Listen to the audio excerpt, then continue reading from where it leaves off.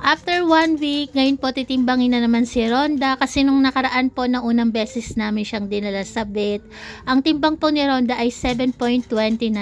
Ngayon naman po ay 8.50. Akalain nyo po na tumaba na si Rhonda ng mahigit 1 kilo. At ayan po, pagkagaling nila ni Papa Fernand sa paggawa sa aming septic tank, diniretso na po siya ni Papa Fernand dyan sa vet at inabot nga po sila ng gabi kasi nga po maraming pasyente, tapos pang ilang pasyente pa si Rhonda. Pero makikita niyo naman po, behave na behave. Akala mo bata yung kasama ni Papa Fernand na nakaupo lang tapos patingin-tingin lang sa paligid nila. Ang laki po ng iginanda ni Rhonda, pero yun nga lang po, parang matatagalan talaga siya sa labas. Gumagapang sa'yo. Ay, follow up lang. Kasi yung nakaraan dito, ang daming nakatira nandito eh. Ang daming gumagalaw nandito. Pero ayan, pogi ka na. Sige, check lang natin. Nabawasan niyo yung pamumula niyo, nakakatawa. Ayan, sige. So, ayun, CCBC natin siya ulit, ha? Okay po, sige lang.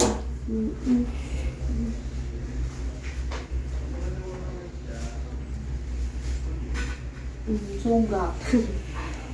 Pogi mo ah! Haba ng uso mo.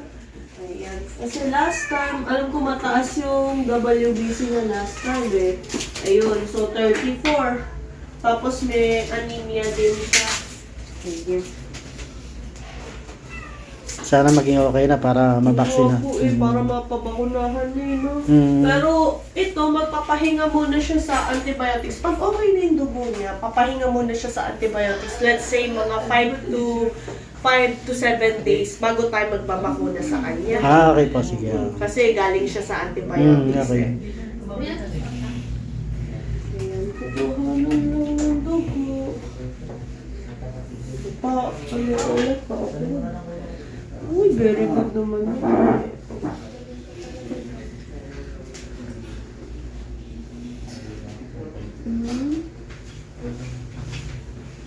Tatlo kami oh. Ayan, sige, pa-class na ako. Marami ka na. 5 to 10 minutes po yung results, ha? Marami ka ng dugo ngayon ah. Madami na nakuha sa kanya. Sige. Okay. Ayan, sige, upo po. So, sa kanya, improve naman yung WBC niya. Pero, we'll have to extend yung antibiotics niya kasi mataas pa din. So, from 34, nag-improve naman siya ng 21. Okay? So, 6 to 17 yung normal. So, almost normal naman na siya. Pero, kailangan natin mag-extend ng antibiotics. Okay. Ha? And then, ayun, may signs of anemia pa din siya. Though, improve naman. Ito. For example, 4.67, 72, ngayon 5.33, ngayon, saka 83 na. So, nataas naman siya. And then, yung hematocrit niya from 26.3, ngayon 30 na. Tapos, yung platelets niya, within normal range naman siya. Pero ngayon, nagtaas siya. Kasi pwedeng, meron kasing clotting factor. Kasi gumaling yung mga sugat niya. Okay? So, sa kanya, we'll have to extend yung cephalexin niya for 7 more days. And then, continue lang yung B-complex and ferrous sulfate niya for, etong ferrous sulfate niya, 1 week na lang yung natitira. Then, yung iba niyang supplements tulad nung omega-C sa fish oil. Tapos yung wound cleaning din. Kasi ito may sugat pa siya dito. So, continue yung povidone iodine. So, sa mga scab niya, ha? Okay? Ayan. Tapos, February 3, CBC tayo ulit sa kanya just to check kung normal na ba.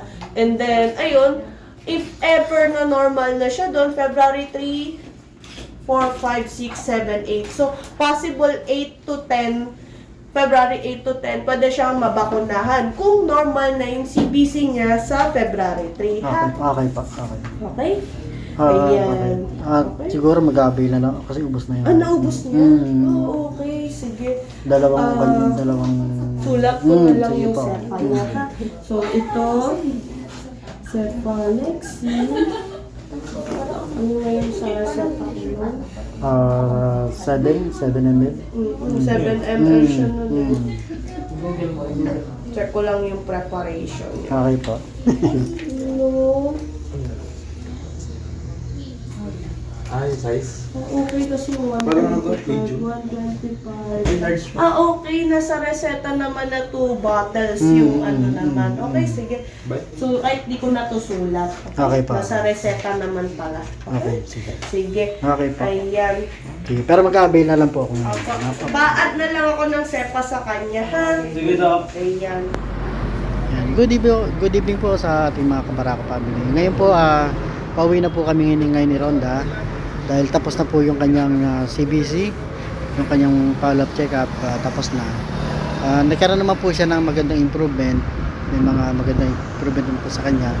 Pero hindi pa rin po siya mababaksin ng anti-rabies kasi medyo mataas pa rin po yung kanyang dugo. Kaya kung magko-continuous po muna siya ng antibiotic para po mapababa pa ng maayos yung kanyang magbalik sa normal yung kanyang dugo. Kaya ayan, bali next week, February 3, babalik po ulit kami para po sa panibagong